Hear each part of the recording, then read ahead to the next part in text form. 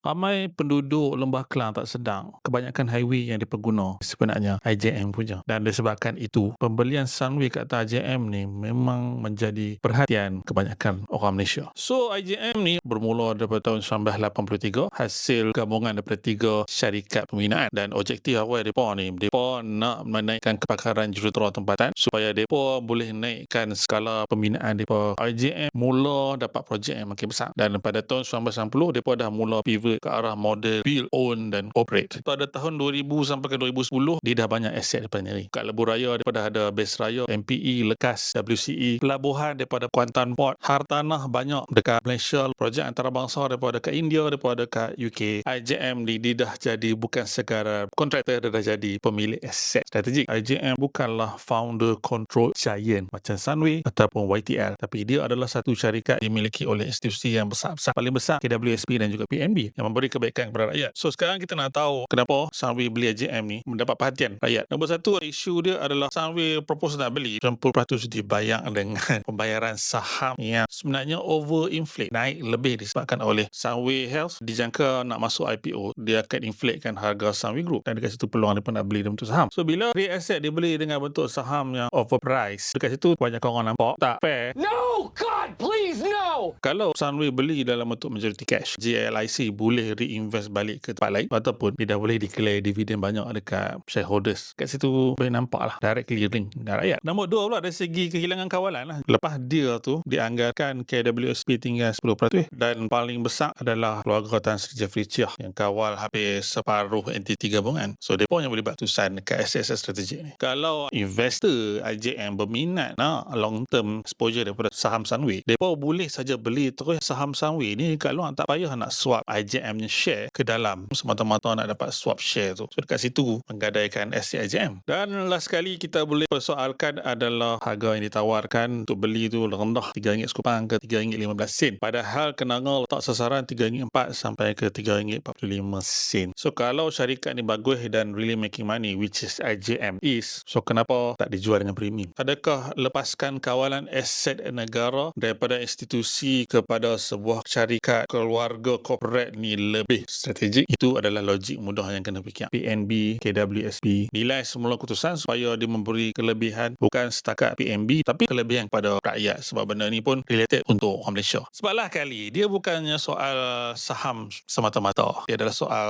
siapa yang pegang aset utama negara ni, dan soal aset negara ni kita jual pada nilai yang tak sepatutnya, which is lagi rendah.